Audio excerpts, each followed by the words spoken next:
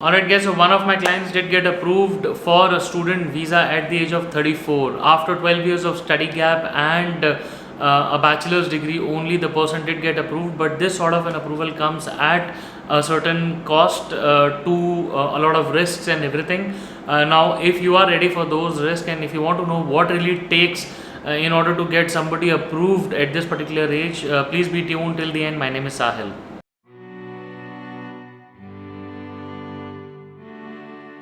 So guys, welcome back once again. My name is Sahil and I'm a regulated Canadian immigration consultant and I practice in Brampton, Ontario.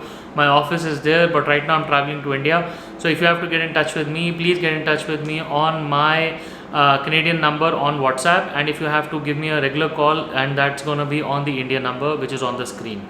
Guys, before we start, please make sure that you hit the subscribe button and the bell icon, because every time we talk about Canadian immigration, every time we release a new video, you will get a notification and you don't miss any updates. So guys, what we are discussing today is a very important and lucrative topic for a lot of people who think of studying in Canada after they turn 30. So guys, what really happens is, we all know that Canadian immigration has an express entry system in place for which you require points. A lot of times people think that going for a study visa for Canada is a sort of a bypass entry towards Canada, and they can get enough points under the express entry and apply for their PR. But what they generally forget, that the immigration officer sitting on the other end in IRCC is trying to weed out people who are non bona fide students. They are trying to pick up they are trying to pick out people who use study visa as a means of immigration. So what they try to do is that identify those people, reject their files, and make sure that only bona fide students come to Canada for studies as international students. So guys, I'll first quickly share the success story that we had with a client very recently. So my client was actually working for a big bank in India, and then he applied for a study visa at the age of 34. Now his education was only a bachelor's from back home, and his English was about CLB 8, so that was a little less than say 7.5 and something like that. So I think his writing was about 6. Can't identify names due to privacy concerns, but yes, his English was very good. I mean, way above the average 6 level that you see, and he had already gotten an IELTS academic score. Now what we did was, we had put the file together and we had applied to IRCC. The application took about 5 months in the in the queue, and it was applied right in the middle of COVID. Okay, so when COVID was at its peak, we decided to apply for it, and that is when we kept on waiting, went through a lot of steps, and finally we got an approval just about 2 weeks ago. The client's passport has been successfully stamped and he is now ready to travel. We wish him all the best, and we give him hearty congratulations for his future upcoming in Canada. But guys, whatever we did was, there was one thing that he knew in the very beginning of the application, is that there was no guarantee whatsoever of getting a PR, of getting a student visa. Because if you just go by the numbers, if you just go by the figures, it's very easy to identify that chances of approval for a study visa after you turn 30 are very less. They're somewhere around 25% or even lower than that. Now, another thing to make sure is that if you have already done your masters and you're still over the age of 30, then the chances are even lower, and I mean you're looking at somewhere around 10% or even lower than that. Now with the client, the best thing was that he had only done his bachelor's, and then we had an ideal case to put up to the immigration officer, that the student was not just looking at study visa as a pathway to PR, but he was a bona fide student because the student was at a particular point of his career where he needed higher studies in order to enter the managerial cadre of a particular company. And we had put a very strong statement of purpose, SOP, in place for the student, along with the letter of acceptance, GIC $10,000, couple of $1,000 in his bank account, and all of those things put together in the application. On top of that was my cover letter.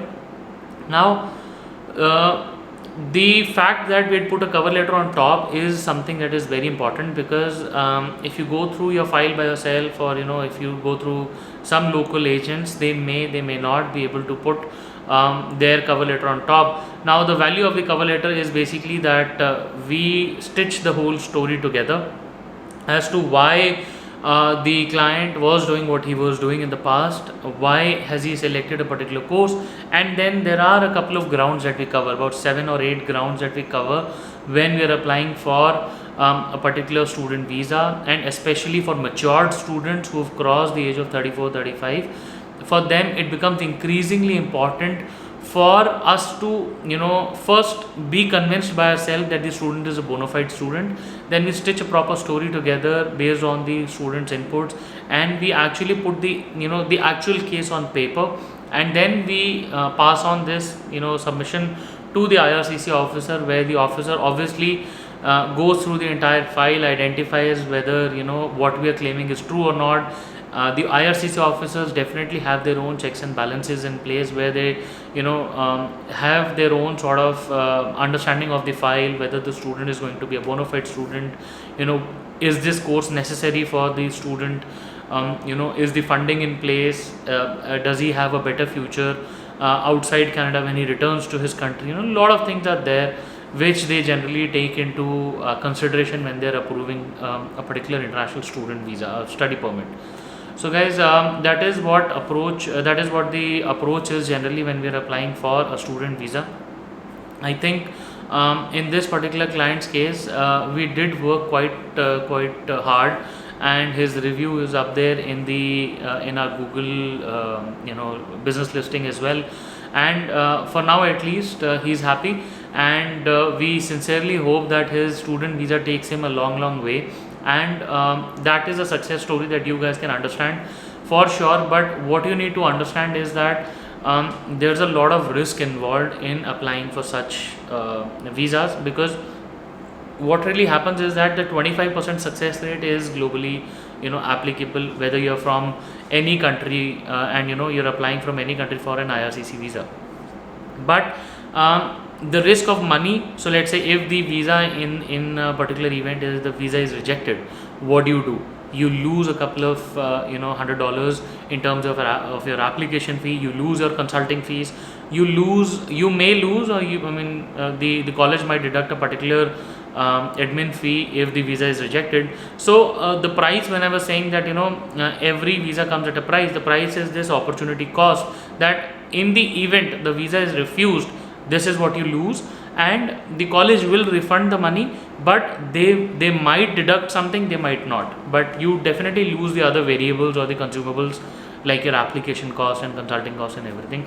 And most importantly, what people lose is a lot of hopes, and sometimes people generally give up on their jobs as well in the hope of being selected for a student visa. But when and if the rejection comes otherwise, then things become very difficult, because see, the decision of an IRCC officer is in nobody's hand. Nobody can affect them. We can only try to put the best foot forward. We can only try to put the best file forward in terms of what the officer is looking for, but the ultimate decision lies in hands. The decision is usually based on what is the course that is selected, whether the student needs the education or not, whether the education is in line, whether the experience is in line. So once the officer is settled and convinced with all of these things, then he or she issues the decision on the visa application. So guys, I hope you got something out of this video today, and if you're thinking of applying for a study visa at this particular age, you must take into consideration all of these things.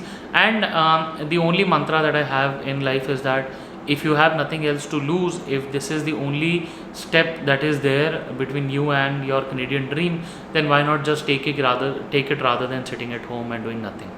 So guys, I hope the video was helpful. Once again, if you have to get in touch with us, my number is on the screen and in the description box. Right now I'm traveling to India, so give us a regular call on the Indian number, or give us a WhatsApp call on the Canadian number, and I would be more than happy to speak to you. Guys, once again, lovely chatting with you, and hope to see you soon in Canada. All the best.